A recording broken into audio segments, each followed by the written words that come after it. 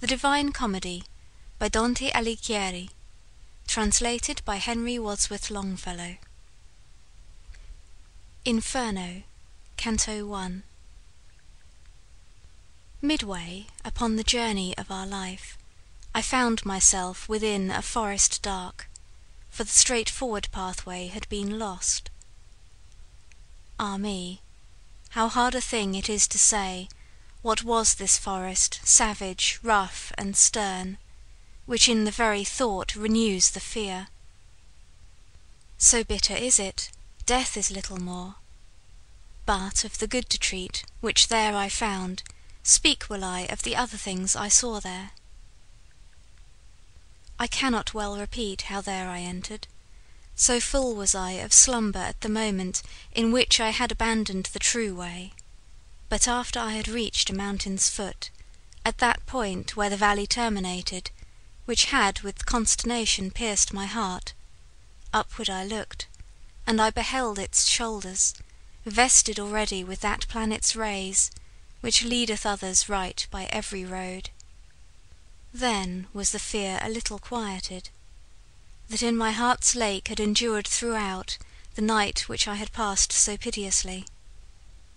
And even as he who, with distressful breath, forth issued from the sea upon the shore, turns to the water perilous and gazes, so did my soul, that still was fleeing onward, turn itself back to re-behold the pass, which never yet a living person left.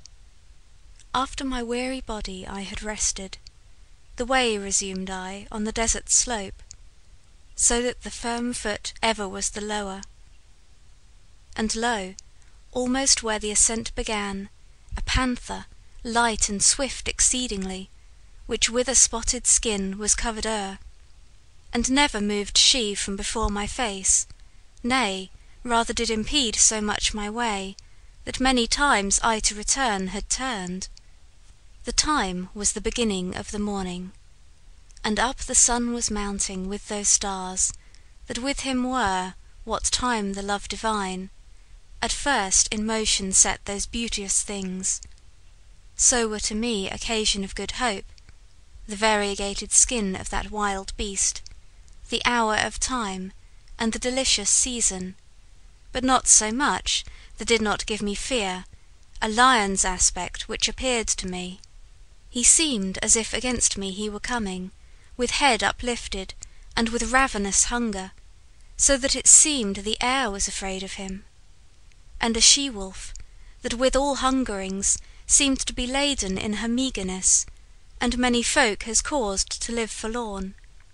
She brought upon me so much heaviness, with the affright that from her aspect came, that I the hope relinquished of the height. And as he is who willingly acquires, and the time comes that causes him to lose, who weeps in all his thoughts and is despondent, e'en such made me that beast withouten peace, which, coming on against me by degrees, thrust me back thither where the sun is silent.